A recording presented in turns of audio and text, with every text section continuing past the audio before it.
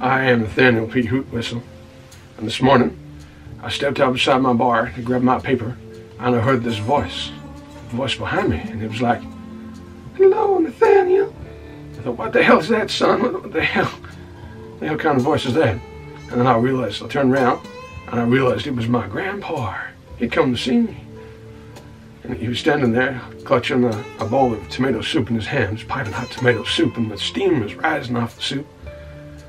And he said, "How are you, Nathaniel?" And you see, he has this really high voice, because he'll always eat soup. He eats nothing else but soup. He eats soup all day long. And it's like piping hot, like steam rolling off it, son. As soon as he cooks the soup, he puts it in the microwave and makes it even hotter. And then it burns his vocal cords and rips away the skin, and the skin from his throat. And it's all raw all the time, and it's really damaged his vocal cords. So he sounds like this, son. And there's nothing that can be done because he's done it to himself. The rest of his damn life, he's got that voice. So I don't know what he wanted, because I haven't seen him for years. Not most of my family. And he started to eat the soup. He was standing there, and he was dripping it down his shirt. So wearing this white shirt, and all the soup was dripping down. And he came into my bar and tried to persuade me to eat some of his piping hot soup. I said, "No thanks, son. I like my throat and my vocal cords intact. I don't want to rip away the skin with piping hot soup." And he seemed to find that really funny. He just laughed in my face. In my face, son. And then he looked at me and he said, "Nathaniel, you're so funny. You should eat this soup, son. Eat the soup with me, son." He said to me, "Nathaniel, I'm moving away, Nathaniel. I'm moving away to the country, and I want to leave you my mansion." I thought, well, that's a turn of events, son. He wants to give me his mansion to live in. And I could have been grateful, except for the fact that his mansion is a run-down piece of crap, and all the walls are tumbling down, and all the windows are broken, and the roof is caving in, and it's full of mold. And he wanted me to be grateful. And he said, he told me he's already tried to give it to the rest of the family, and I'm the last one left. Everybody refused. Nobody wants to take on the job. Nobody wants to take on the expense of fixing up some mansion. And he decided it was for me. And he just insisted that I have it, while he sat there damaging his vocal cords with his piping hot soup. "You will take it, Nathaniel. You'll take my mansion, won't you, son?" And I found myself agreeing. How could I refuse my grandpa when he offers me a whole damn mansion, even if it is a whole pile of crap? His car was outside, as he drives, and we jumped in his car and we drove out to his mansion. And it was even worse than I remember, son. We went towards the front door, and I went to open the front door, and the handle just came off of my hand, and it was covered in some kind of filth, and it was some kind of slime, and I tried to wipe it off of my clothes, and it wouldn't come off, and it was just stuck there on my hand. And then I tried to pull the door open, and the door came off the hinges, and then it just crumbled to dust, and like it had been eaten by termites or something, and there was just no door left. And we walked inside the house. I stepped one foot inside, and I clutched through the goddamn floor, son. Went right down into the basement. Nearly broke my back. I heard my grandpa upstairs, and he was laughing away. His high-pitched laugh that he has. And as he was laughing, he was laughing so hard that his bowl of piping hot soup was shaking as well. And then this piping hot soup started to pour out of the bowl, and it was landing on my face. It was burning my face, the piping hot soup. And then my grandpa told me to stop being lazy and stop laying around on the job. He told me to come back upstairs because there's no time for leisure. So I don't know how, but somehow his bowl of soup never seems to be empty. I never see him actually refill it, but it always seems to be full. And he's drinking the soup all the time, but it's like it's a magic bowl of soup or something. And it's always hot. Even if he stands there for 10 minutes, somehow it's still piping hot. I don't know how that happens. I don't know what that's about, son. So he carried on taking me on the tour through the house.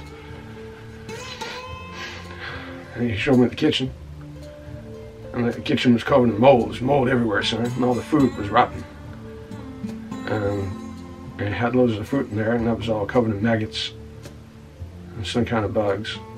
I thought, what does he even have fruit for, son? Because he doesn't eat fruit, never has, never will. He just drinks soup all the time, so why's he got all this food rotting away in his kitchen? And he offered me an apple covered in maggots, son. And he told me it doesn't matter about the maggots because the maggots are protein. And it'd be good to eat them because there's not enough meat in my bones, son. He said, told me I'm too thin. And I should eat those maggots in that apple and fatten myself up. Well, son. And he even picked the apple up and put it right up to my mouth. And he said, come on, eat that apple, son. Eat that apple, Nathaniel. It'll be good for you, son. And I just refused outright. I took that apple out of his hand and I threw it across the kitchen.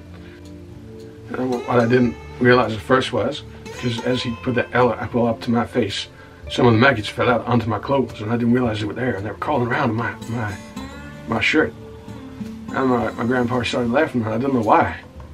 And he was looking at me, at my shirt, and pointing. And I looked down and I saw the maggots on me. And I started freaking out, trying to brush them off. I thought, I don't want maggots all over me, son. But my grandpa, he just thought it was hilarious. He just kept on laughing. With his high-pitched laugh. Drinking away his hot bowl of soup. I looked in the fridge and I discovered there was a whole chicken in there. And I was feeling pretty hungry. I hadn't eaten yet. So I decided that I would take the chance and put that chicken in the oven. I switched it on. I smelled this really strong smell of gas. I couldn't tell where the hell it was coming from. Then I noticed one of the pipes had a hole in it, and all this gas is pouring out. And then my grandpa, he got a book of matches, and he said that you gotta light the gas there, Nathaniel. And he struck the match, and we were just thrown from the room by the explosion. And the whole damn kitchen was blown away. It was just blew the hell up. And I took down the west side of the house. It all just crumbled away. And my grandpa, he found this really funny. He just kept laughing. And he didn't seem to care. He said it wasn't going to be his house no more. It was going to be my house. So he didn't care what happened. He was going away to live out in the country. In a new house that he bought, in a brand new mansion. And I started to think, is this some kind of game, son? He brought me here to just demolish the place with me inside, just for fun. And what's his game, son? And he wanted me to see which room was going to be mine. He actually thought I was going to live in this place. He wanted me to see the master bedroom. So he guided me upstairs, still drinking his popping hot soup. And we went into the master bedroom. There's a huge king-size bed. And he wanted me to try it out. And he just kept saying, "Go on, Nathaniel. Go and try it out." So I refused at first, and he just kept going on and on until I agreed. So I just jumped on the bed just to try it out, just to humor him. And the whole damn bed fell through the floor, because the whole floor was rotten because of termites. And I went down 3 floors, because it's like a 4-story mansion. And I just went down through 3 whole floors and crashed down in the hall downstairs, just in front of the front door. I heard my grandpa laughing upstairs. Oh, you think this is funny, son? You think this is a one big laugh? My grandpa, he's always been a practical joker, you see. And I think this is like his one big practical joke before he goes and lives out in his brand new mansion in the country. And the joke's on me. Everybody else, they had the wisdom to refuse. When he went to their other houses, what family I've got left, when he went to their houses, and he offered the mansion to them, they knew it was some kind of trick, because they knew the kind of guy he is, and they all refused. Huh? With me, I felt sorry for him, really. I just gave in, and I went along with it, even though I knew that there's something fishy about the whole thing. And I was right. I shouldn't have agreed to come here. I'm probably gonna get killed before I leave. Probably the whole house gonna blow up or something. So this is all just my grandpa's practical joke. That's what I think. So there I was, laying on the bed in the grand hall, barely alive, barely awake. I was just completely stunned. So I just crashed down through 3 goddamn floors. And I got out of bed, and I looked up and I saw my grandpa peering down through the holes in the floor, laughing away, dripping soup out of his bowl again, splashing down all around me. And then he told me to come back upstairs. He wanted to show me the things he keeps in the loft. So I dragged myself up 4 flights of stairs. I went up to the loft. And he told me he's got treasures in there. I thought, whoa. Well, maybe this is going to be advantageous after all, son. So we went up into that loft. There was like 2 dozen crates, 2 dozen like tea crates, all sealed. And he told me there were valuable things inside. And all I got to do is open up those crates and search through them. And he told me they're all full of tea, like tea leaves. And within the tea leaves there were valuable items, but I got to search through all of them. I wasn't too sure at first, but I thought I got to at least take the risk. Take the chance that there's something valuable in those crates. So I ripped those suckers open, and I started to feel around inside, but because they were so huge and so deep, I had to literally get inside the crates, practically swim around amongst the tea leaves, trying to feel my way around, trying to find something valuable. I don't know what happened. I went through all 2 dozen crates of tea, and there was nothing in there but tea. And I heard my grandpa laughing in the corner. And it was just another joke, man. It was just another practical goddamn joke. There was no valuables. It was just tea. And my grandpa was having a whale of a time, playing tricks on me. And then we went down to the dining room. And my grandpa said he wanted to sit down at the dining table and finish off the rest of his soup. But it was cold in there, and he wanted me to start a fire. So I did, which I shouldn't have done. I should have known it was another trick.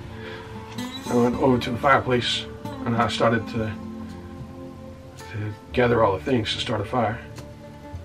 What I didn't know was my grandpa had poured loads of fuel in there. And he put a whole lot of dynamite in there too, hidden away. So as soon as I set that fire, all the dynamite ignited. We had about 10 seconds to get out of the house, and I saw those sticks of dynamite, and all the fuses were lit, all starting to burn down. And my grandpa, he was just laughing, and I had to grab hold of him, because I thought, I'm not going to just leave him here to die, I'm not a son of a bitch. So I grabbed hold of him and his bowl of soup, and we ran right out of that house, and all the way down the drive, and then the whole house exploded. The whole damn thing just blew the hell to kingdom come, son. There's absolutely nothing left.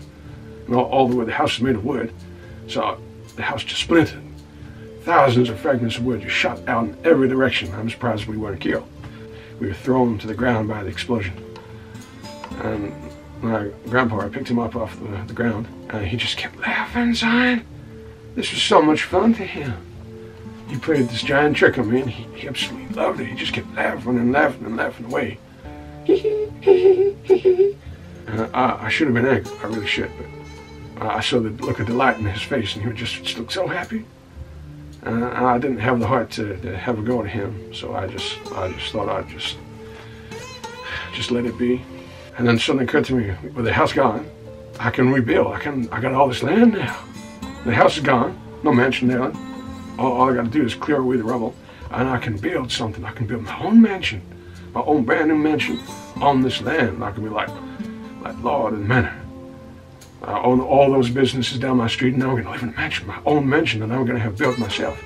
And I said about this plan to my grandpa, and then you know what he told me?